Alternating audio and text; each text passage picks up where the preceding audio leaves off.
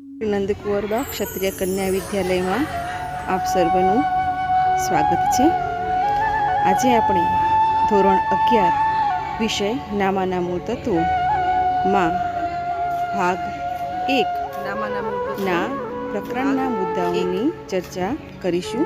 પ્રકરણ 1 હિસાબી પદ્ધતિ અને તેના પારિભાષિક શબ્દો। આ પ્રકરણમાં આપણે હિસાબી પદ્ધતિ એટલે કે નામા પદ્ધતિ અને તેના ઉપયોગમાં આવતા શબ્દોની ચર્ચા કરીશું। પ્રકરણ 2 વહેવારોની દ્વિઅસર અને ખાતાના પ્રકારો।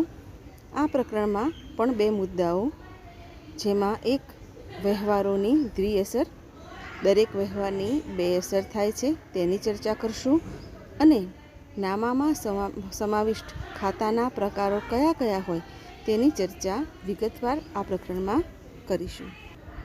પ્રકરણ 3 વસ્તુઓ અને સેવાઓ કર પરિચય, જેને ટૂંકમાં GSTના નામે ઓળખીએ છીએ। આ પ્રકરણમાં દેશની અંદર સરકાર દ્વારા GSTની અસર એટલે કે કર કેવી રીતે લાગુ કરવામાં આવ્યો છે તેની ચર્ચા આ પ્રકરણમાં કરીશું। પ્રકરણ 4 આમનોંધ, ખૂબ અગત્યનું પ્રકરણ। ધંધાની અંદર જે વહેવારો થાય છે તેની હિસાબી ચોપડે નોંધ કરતી વખતે સૌપ્રથમ તેની આમ નોંધ લખાય છે અને તેના આધારે આગળની પ્રક્રિયા કરવામાં આવે છે।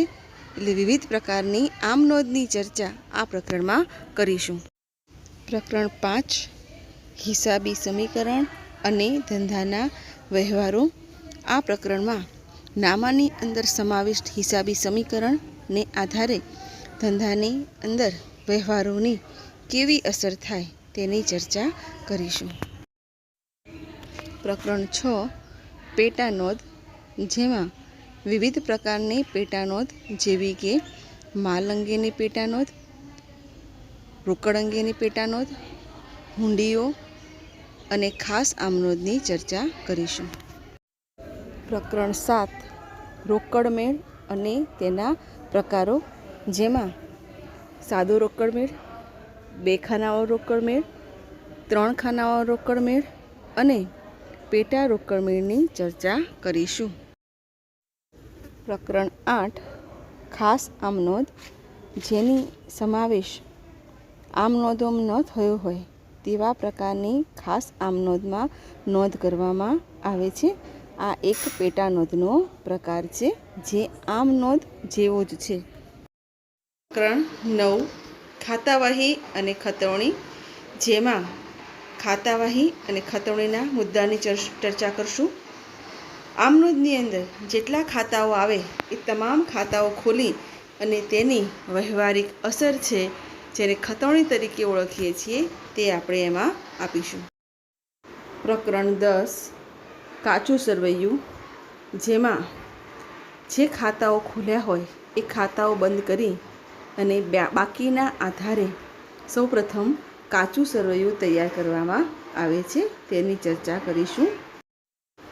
પ્રકરણ 11 બેંક સિલક મેળ, જે ધંધાની અંદર વેપારી પોતાનો રોકડ મેળ બનાવે અને બેંકની પાસબુક હોય એમાં તફાવત સર્જાય ત્યારે વેપારી એક પત્રક બનાવે છે, જેને બેંક સિલક મેળ કહેવાય છે, તેની ચર્ચા આપણે પ્રકરણ 11માં કરીશું।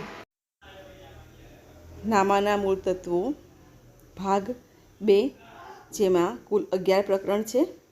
પ્રકરણ 1 ભૂલ સુધારણા, જો હિસાબો લખતી વખતે કોઈ ભૂલ થઈ જાય તો તે ભૂલ સુધારવા માટે કેટલીક આમ નોંધો અને હિસાબી અસર આપવામાં આવે છે, જેની ચર્ચા આ પ્રકરણમાં કરવામાં આવે છે।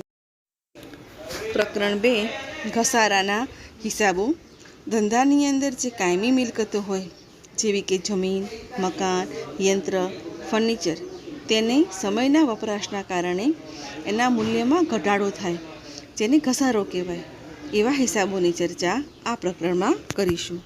પ્રકરણ 3 જોગવાઈઓ અને અનામત।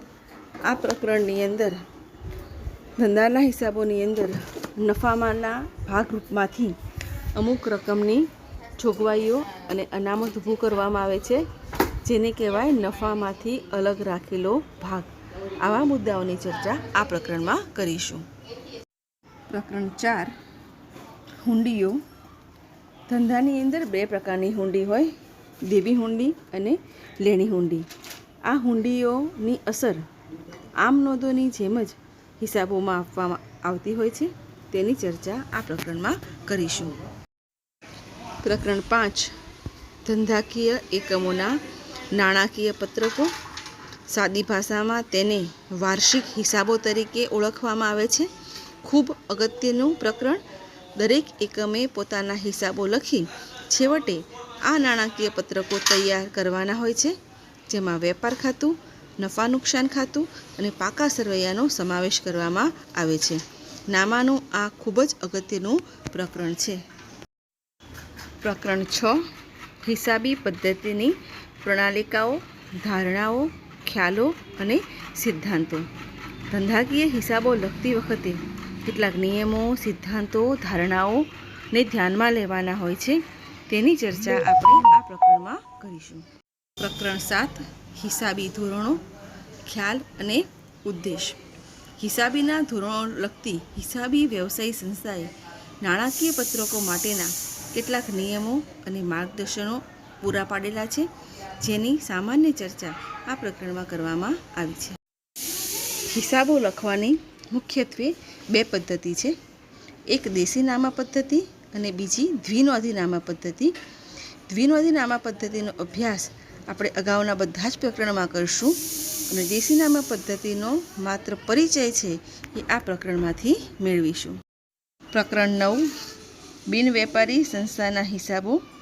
આપણે અગાઉ જે બધા જ ચેપ્ટર ભણીએ છીએ એ વેપારી સંસ્થાના હિસાબો છે અને આ પ્રકરણમાં બિનવેપારી સંસ્થા એટલે કે જે નફાના આશયથી સ્થાપવામાં આવતી નથી, જેનો હેતુ સેવાનો છે, એવી સંસ્થાના હિસાબોની ચર્ચા કરીશું. પ્રકરણ 10, અપૂર્ણ માહિતી પરથી હિસાબો, જેને બીજા શબ્દોમાં એક નોંધી નામા પદ્ધતિ કહેવામાં આવે છે. નાના વેપારીઓ હિસાબોની એક જ અસર આપે છે, તેના હિસાબો આ રીતે નોંધવામાં આવે છે. પ્રકરણ 11, હિસાબી પદ્ધતિ અને કોમ્પ્યુટર. વર્તમાન સમયની અંદર તમામ એકમોના હિસાબો એ કોમ્પ્યુટરમાં લખાતા હોય છે, જેનો પરિચય આપણે આ પ્રકરણમાંથી મેળવીશું. આમ નામાના મૂળ તત્વ વિષયના કુલ 2 ભાગ, જેના કુલ પ્રકરણની સંખ્યા 22 છે. અહીંયા આપણે પાઠ્યપુસ્તકના બંને ભાગના પ્રકરણોની માત્ર નામની યાદીની સામાન્ય સમજ મેળવી છે. આભાર.